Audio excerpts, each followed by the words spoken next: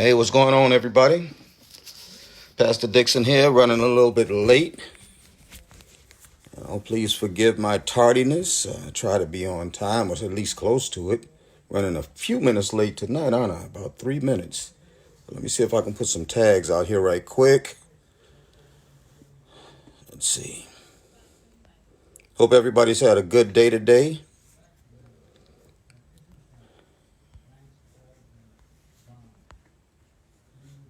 I know it's been the testing of our faith, as us folks in Christian circles say. But we're moving right along. I'm not going to tag a whole lot of people tonight because I'm not going to be on here very long. Anybody on watching the debates right now? I hate to drag folks away. And of course, it's really interesting to have two people on the debate stage right now, as opposed to, a field of 20, I believe it was 28 or 29 ultimately, who were vying for the position as the Democratic nominee to run against Donald Trump in the presidential election this year. Yeah. But the field has been whittled down. And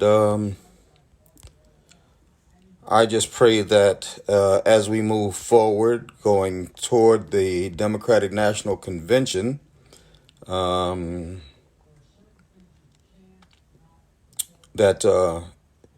folks will not go into their corners and continue to come out swinging, but to respect one another's decisions as far as preferences, and in the end, respect the people of America by uniting in order to defeat the Republican incumbent in the 2020 presidential election.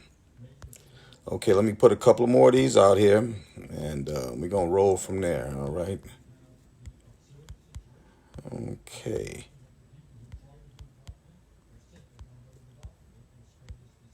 All right, let's roll with it right there. Okay, all righty. All right. Hey there. How y'all folks doing? Good evening. Good evening.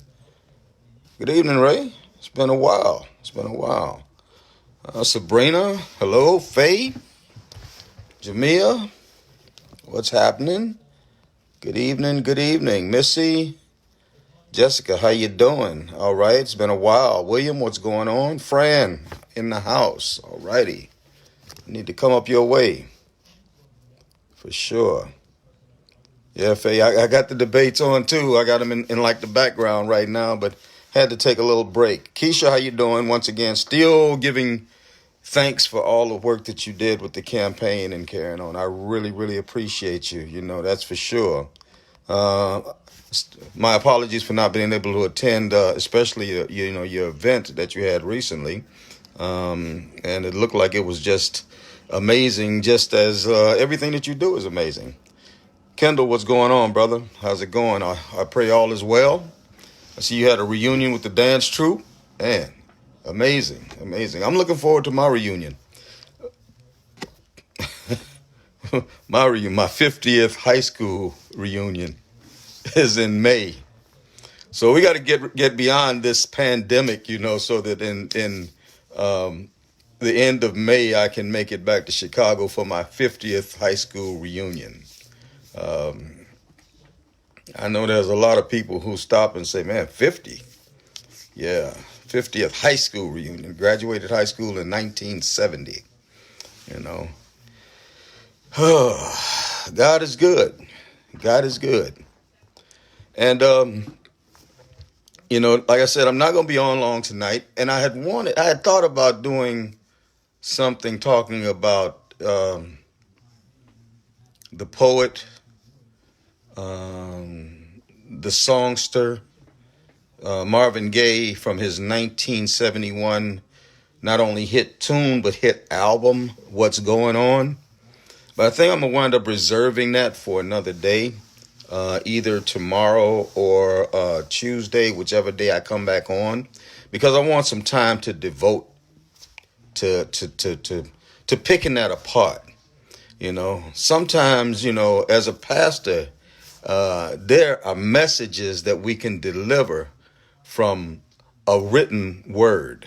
Okay, it doesn't necessarily always have to be what I would call the written word or the Bible, but there are messages that people are inspired to give and have given over the decades, that sometimes it just takes a minute to unpack that message, and it's so relevant to what's happening in the world around us. And Marvin Gaye's "What's Going On," it was revolutionary when he recorded and released it in 1971, and it's revolutionary today.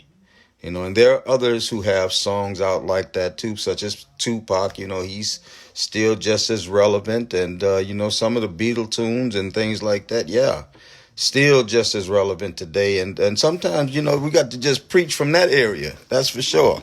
So either tomorrow or Tuesday, I'm going to get back and talk about what's going on. What's going on? That's for sure. And tonight, I want to sort of try to stay a little lighthearted and brief, because no matter which way we look at it, there's a lot of chaos and confusion going on. This is a trying time that we live in.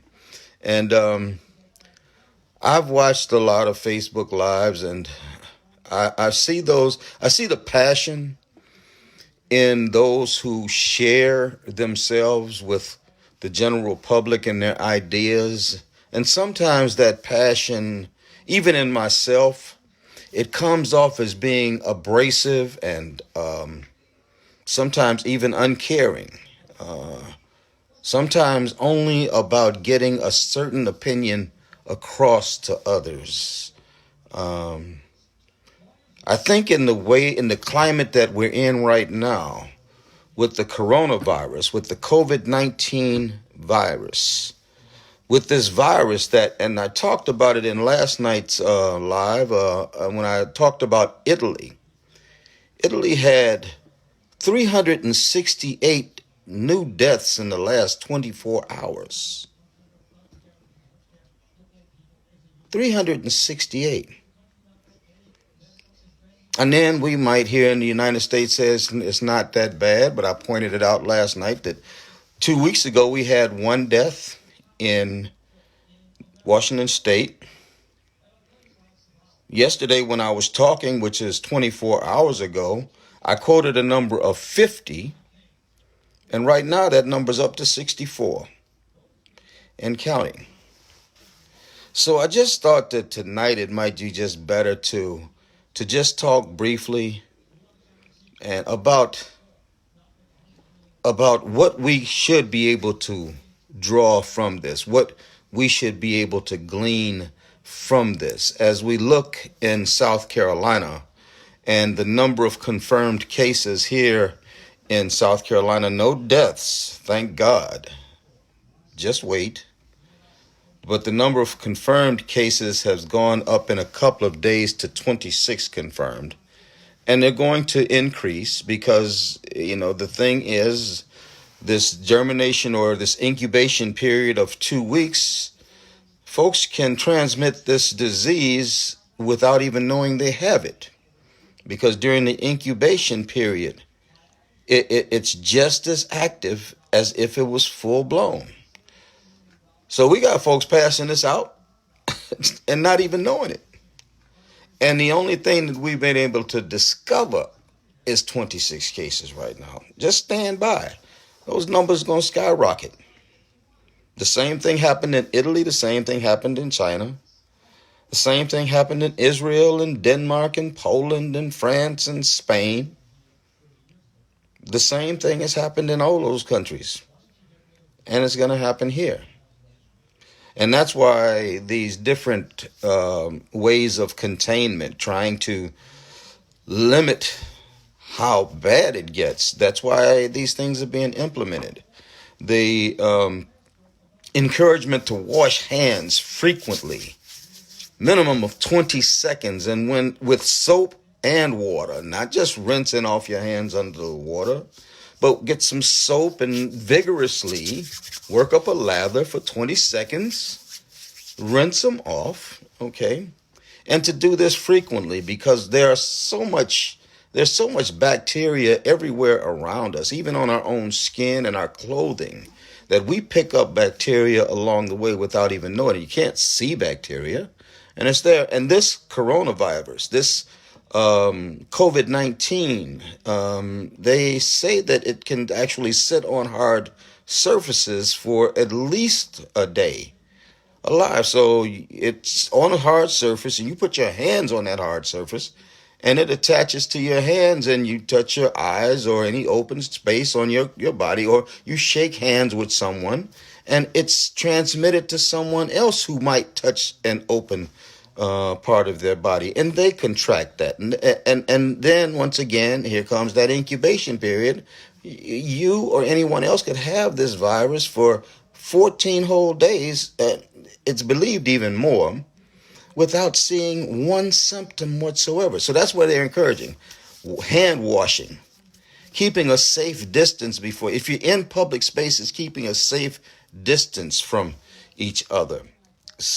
Because it's thought to be communicated by droplets too. As we speak, there are droplets that come from our, that are expelled from our mouth. Okay, it's not anything that we can control. It's like when we sneeze. When we sneeze, it expels droplets for about 5 yards from us. We can't see it, but this is what comes out when we sneeze. And all of these things floating around will attach to someone else, and they in turn could touch their eyes or their nose or something, and then also be infected by this virus. Now, the degree of effect it has on the body, on an individual, it varies. It varies. It's known that those with immunodeficiencies or who are not strong physically are more susceptible, such as our elderly, such as those who are sick, are more susceptible to receiving this and getting sick from it, or sicker from it, should I say, while those that are somewhat healthy are less prone to. But we've seen, and I talked about it last night in Italy, how the numbers changed. At first it was thought it was just the older folks that could get it and were susceptible. But as it's progressed, they're seeing younger and younger patients coming in diagnosed and full blown. Like I said, in a 24-hour period in Italy, they had 368 deaths. You see? So this is nothing to joke about. But we need to be taking whatever precautions they've been saying, okay? Self-quarantining. If you're feeling sick, you're not feeling well, stay in the house. Right now, you don't have to worry about sending your kids. If you're in Charleston County, if you're in the state of South Carolina, you got to worry about sending your kids to school, unless it's a private school that has opted to stay open. But public schools, per the governor's order, have been shut down. Yesterday was only Kershaw County and Lancaster County. Now, as of today, it's the entire school system in South Carolina, public school system in South Carolina. There is no school as of right now until the end of March. Now, the end of March, that's a relative term too, based on the coronavirus. What is the virus going to dictate? Are we going to be less susceptible and things have fallen off by the end of March? Are we going to mellow off? These are the things that are going to decide whether the schools will be open at all in April, or even if the children will be out of school for the rest of the school year. Yep. So please, it's time to understand our personal obligation to educate our children at home while we continue to worry about jobs that's going to be closed down or whatever. Now, I heard a lot of promises from the governor and everything like that. Okay, so I'm gonna leave that on y'all to look those things up. Okay, because I don't want to be the one to say all these things and then it don't happen to be like, Pastor Dixon, you said this, that, and the other. No. Check out the press conference from today. They made a lot of promises. I know one thing. They have one official with DHEC, Dr. Linda Bell, that was at the press conference today. This young woman, to me, and I watch body language, she is not, she appears to be one of the most not only capable, but confident in her delivery. She just made me believe in everything she was saying. Responses quick to the media, to the point, no wasted words or anything like that. She just told it like it was. So if you get some time and you can look up the rebroadcast of that, I'm sure it's online somewhere, probably one of the news media outlets. Listen to what was said yesterday. But the bottom line is South Carolina students will not be going to school tomorrow through the end of March. And if this pandemic that we're in, that has hit America, that has hit South Carolina, doesn't get better by the end of March, they won't be going back to school then. Okay, so we need to start making arrangements for that. Now, let me just say this though: the coronavirus, the COVID-19 virus. Okay, the novel coronavirus, as it's called, is not. This is not the first pandemic that we've encountered. Okay, whether you know it or not, HIV and AIDS has been considered a pandemic for a long time, and it actually peaked between 2005 and 2012. The death toll from HIV and AIDS, the HIV and AIDS pandemic, was right around 36 million people in that 7-year period.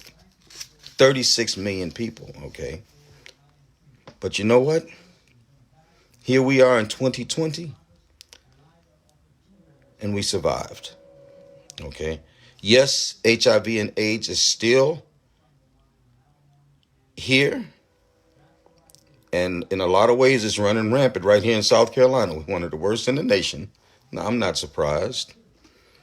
But considering the peak years, 2005 to 2012, to where we are now, we've survived. Okay.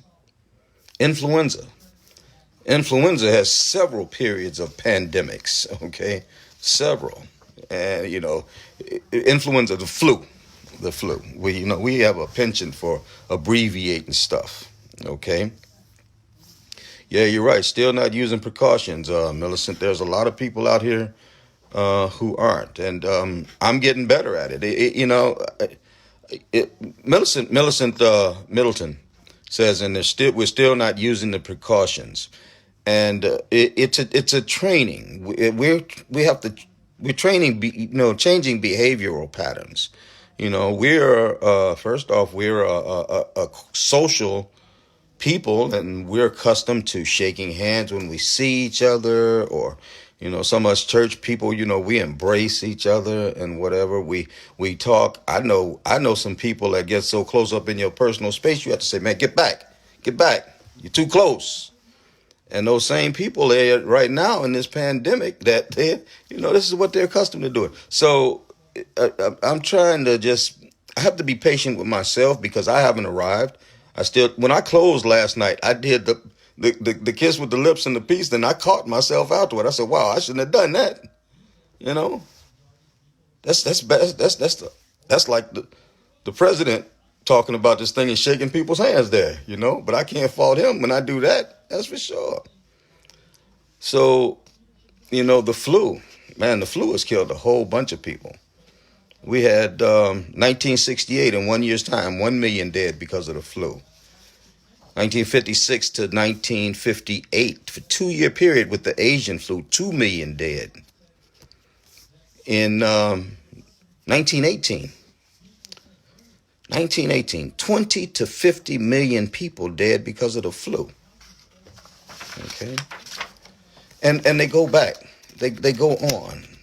You've heard of the bubonic plague, right? It was called the Black Death. I don't know why they got to call some of the bad stuff out here black. I ain't even know why we always got to be, if it's bad, it's black. Okay. But in the Black Death, 200 million people dead because of rats. Rats. And fleas. You know.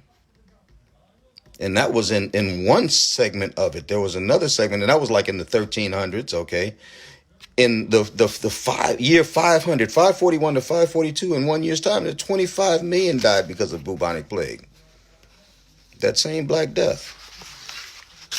But I say that to say this, and I'm turning my papers over that I have right here, my notes over on that. Why? Because the reality is this, and it's a very simple reality. In spite of the worst that we've seen historically, we have survived. And we will survive this. What is the lesson in this? What should we be learning in this? I've seen, especially through social media, I've seen people that are so angry with one another. It's so obvious now because social media gives everybody a public platform to go in on each other. And people go in unchecked. We see video after video of fights and bullying and gun violence and all of these things through social media. And why? That's not what we're here for. That's not what life is all about. That's not what the circle of life is about. The circle of life is about supporting one another. The circle of life is about learning to respect one another to the point of understanding that just because you don't agree with me and I don't agree with you doesn't make us mortal enemies, that we have to go at each other all the time. I hate that. I hate it. Oh, and I've been attacked regularly. I had said I was going to talk about me, but I'm not going to talk about me, you know. And I'm built for this. Smurf will tell you. Me and him, we've had this conversation many times. I'm built for this, you know. So, come from the streets like that. So for those that, you know, that like to live in that world of negativity, I pray that one day they will understand the beauty of the world without the negativity. And maybe in the midst of this pandemic that we have right now, as we see utter chaos going on around us. I mean, right now, I was 20 million children out of school as of yesterday. Today, that number has jumped up to 26 million in America out of school. Today, chaos. Ultimately, jobs will be closing down. Our healthcare professionals are being stretched to the limit. And they're working in situations where they are susceptible to the same virus they're trying to help people to live from. And they still go to work. Why? Because they believe in a better world too. They believe by their work, by their gifting, that they can create a better space for those who are sick. While we sitting around here can't agree on anything and can't even agree to disagree without trying to pick fights and bully with people. Talk crazy about folks. Lie up. Folks, we got to do better. So on this live tonight, I see there's a lot of people, man. A lot of people. I love you all. I see Denise all the way from Chicago on here. LT North Charleston PD on board, for sure. Moms Demand Action on board, for sure. I see Walterboro in the house. I see you, Taisha, for sure. I see people. I see the names of people. And in my heart, I know the people are those who love other people. Many who are out here grinding every day in order to make this a better world for everyone. Frustrated because they keep running into people who think that unless they think like they do or act like they do or be a part of their crew, then they must be the enemy. And that's not what it is. There's enough hurt out here for all of us to be able to work without having to fight with each other. There's enough people in pain out here for all of us to work. This ain't no competition. If people and their lives are the prize that we're looking for, not their, I'm going to use this word, their salvation, and I'm not talking about it in a religious sense. I'm not talking about that. The betterment of people, if that's not the prize, if the prize is this, I got this person behind me, or I did this for that person, or I did, then you get out of the game, because that's all it is, the game for you. For the people that I know on here, Lisa Gonzalez Williams, Angela Bowman, I know their work is about helping people, period. I'm not looking for no accolades, no pats on the back, no camera time. It's the same as me. Man, I done been called everything from a camera whore to everything. And I don't look for no media. I never have. You know how I get in front of the camera? The media realize there's some people who putting in work out here that they can rely on and trust the responses that they're going to get, and not going to get somebody with a hidden agenda who's trying to get in front of the cameras. And they're going to get somebody that they trust and believe in, and that's why they call me, period.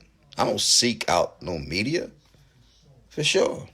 I've never sought any of the positions that I've been, I hate to even say fortunate to, because the things that I've had to endure, standing with mothers who've lost their children, and grave sites and funerals. And I went to 2 funerals, one funeral on Friday, one funeral on Saturday, lost another friend yesterday. Man, because I care, not because I have to. Because I care. There's 1,000 other things I could do with my time. But there are people out here who need somebody to care.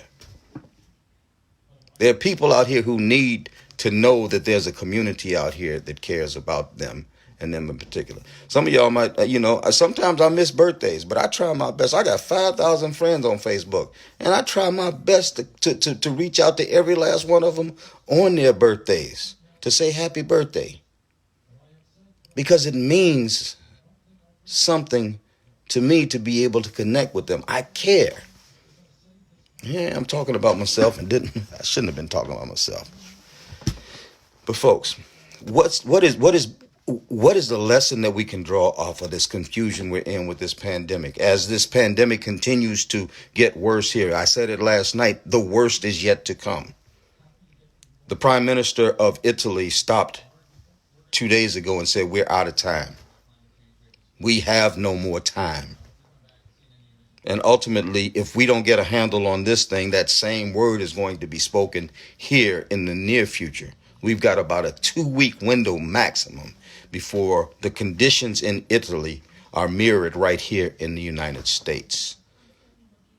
And so what is it that we need to learn in this? I think, and this is just my opinion, this is my story, and I'm sticking to it. I think that we need to learn to love and appreciate one another. And if we do, maybe we might even see a miracle come out of this. Man, this is a sorry state that we're in right now. People can't afford health care. Children not getting educated. I can go back to my whole spiel. Gun violence going rampant. Domestic violence running rampant. The rich getting richer. The poor getting poorer. The middle class has been erased. People who have lived in their homes for decades and had Thanksgivings and Christmases and births and weddings and deaths in those households being forced from their homes. People working 2 and 3 jobs, trying to just keep a roof over their head and food on the table. Gang violence, guns, drugs rampant. Fentanyl everywhere. An opioid crisis. Man, I could go on and on and on and on and on. And what's behind all of it? We forgot how to love each other. We lost our way somewhere. And I think that, maybe we can use this as a wake-up call to get back to our first love, which should be with each other. It should be. I see wealthy people from overseas dipping into their own finances to help out America, while I haven't seen the same thing coming out of the pockets of Americans. There are some philanthropists, great people, the Bill Gateses of the world and his wife, that they're doing it. But I see there's a guy, an Asian guy, who yesterday announced he had a stock of these tests ready to go to America free of charge. He footed the whole bill. And we got folks here that won't even go along with a 1% or a 2% wealth tax just to make sure that we have health care provided for everyone, or our teachers just to get paid in order to make sure our children are that they're compensated well as they care for our most valuable possession, our children. Man, we lost our way. We lost our way. And maybe this is a wake-up call. Let me take my hands off my face. Bad practice. I'm in training. Yeah, Erica, we all we got. And that goes for everybody. We all we got. Because if we don't realize it right now, and this pandemic that we're in right now, that's predicted to get worse, to spike over some time. When you take a nation like Italy with a much smaller population, that overnight they had 368 deaths from this pandemic. How much will that be tripled, quadrupled, or even beyond that based on the population of the United States when it gets to that point? So we need to be taking advantage of this time. Someone said we need to redeem the time. We need to buy back our time right now. Each one of us on here, especially because we've got people that are going to be out of work. First of all, I know I got some folks on here that are healthcare professionals. I got some folks on here that are law enforcement. And, in spite of this, okay, they have to kiss their families and then go back out to work, where others are just going to be forced to stay home. They have to still go out there and work. But we need to take it to heart that in this potentially, what's the word I'm looking for? Deadly climate that we're in, man, love somebody. Love on your family. Change the heart around and the dialogue around to understand that even when we disagree with each other, that we can still have a decent conversation without getting all cuss up and lie up and all of that. We can do it. We can do it. And if we as a collective make a conscious decision to love one another in that manner without conditions, I don't know. We might see a miracle occur. I don't know. But I tell you what, in spite of all that's going on, if you really want to find a way to level up and roll on through this, okay? Try a little love. Put a little love in your heart.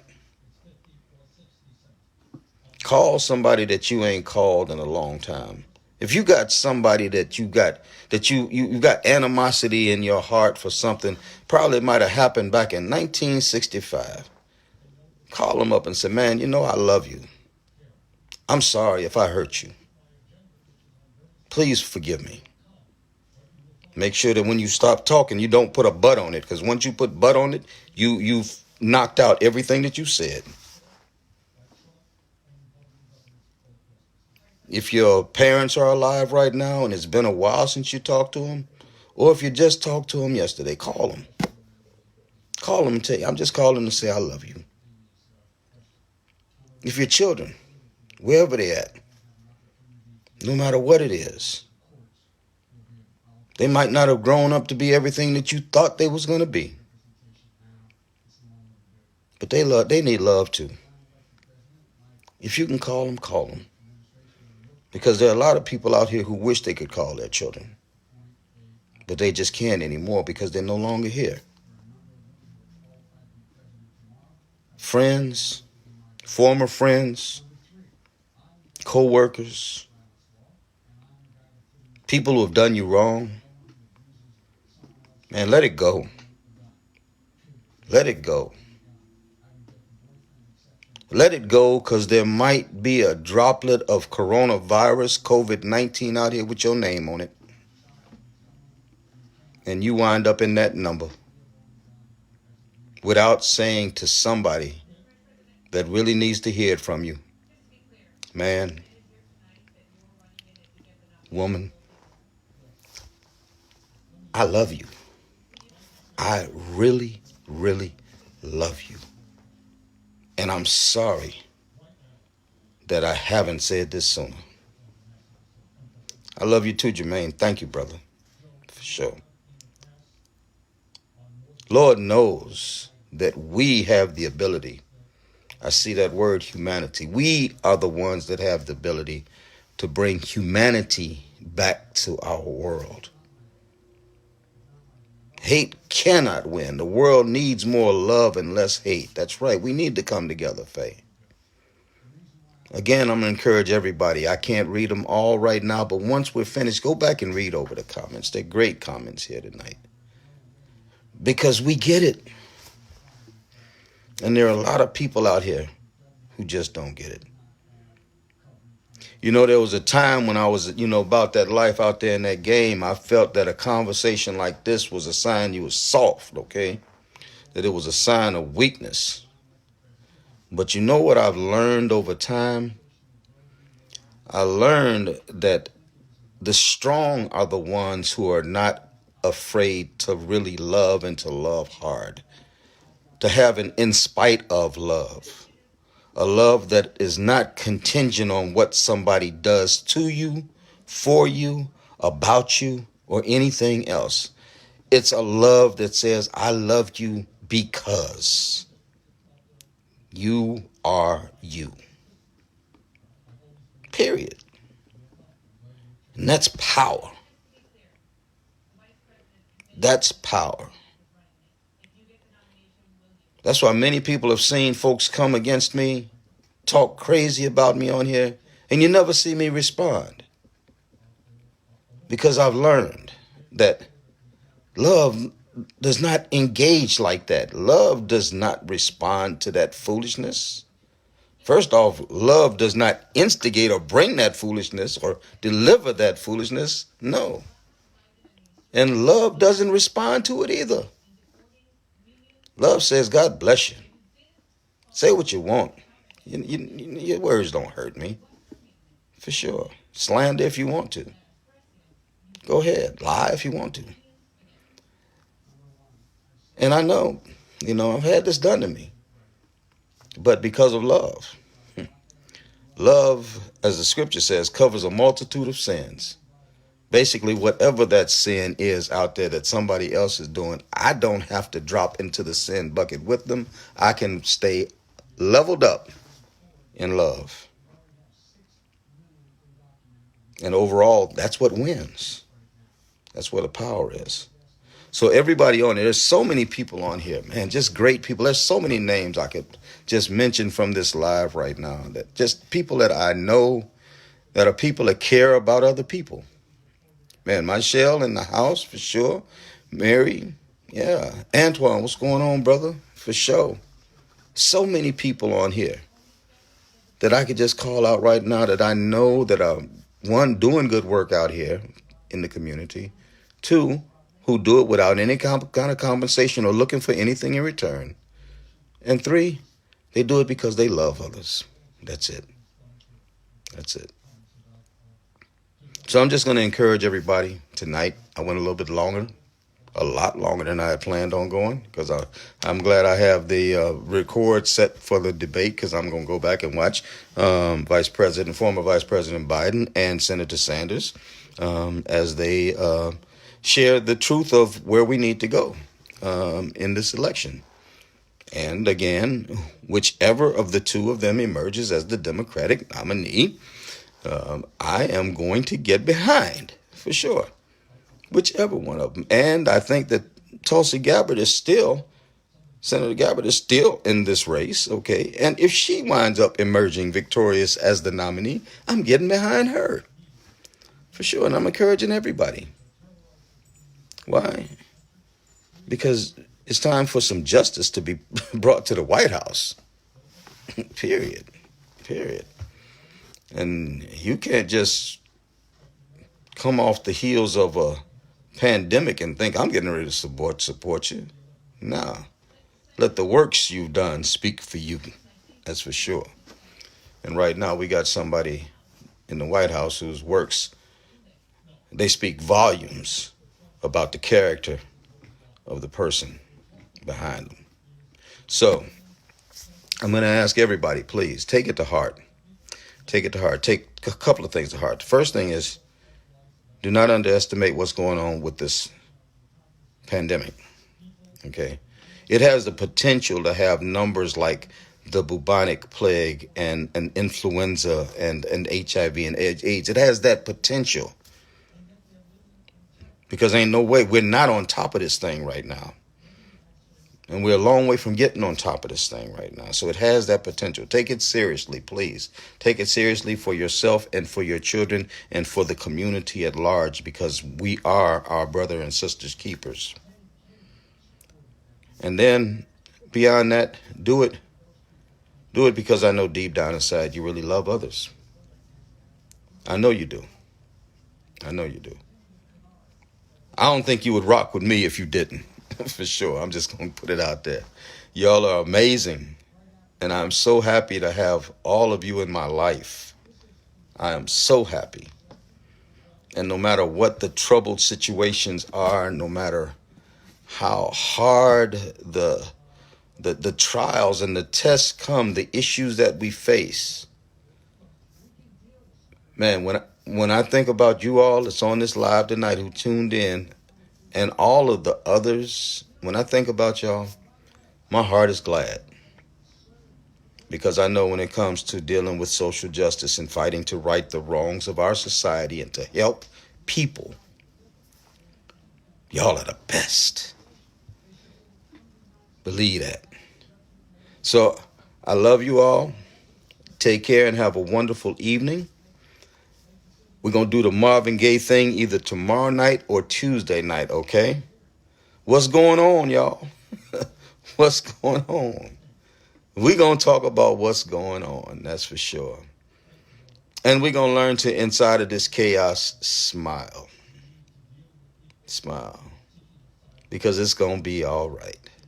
Out of all those different pandemics we had, we made it through, and we're going to make it through this one. God bless you all. Man, I love you all, and I'll holler. I can't do that thing like that, so I'm going to say, right on. I love y'all. Peace.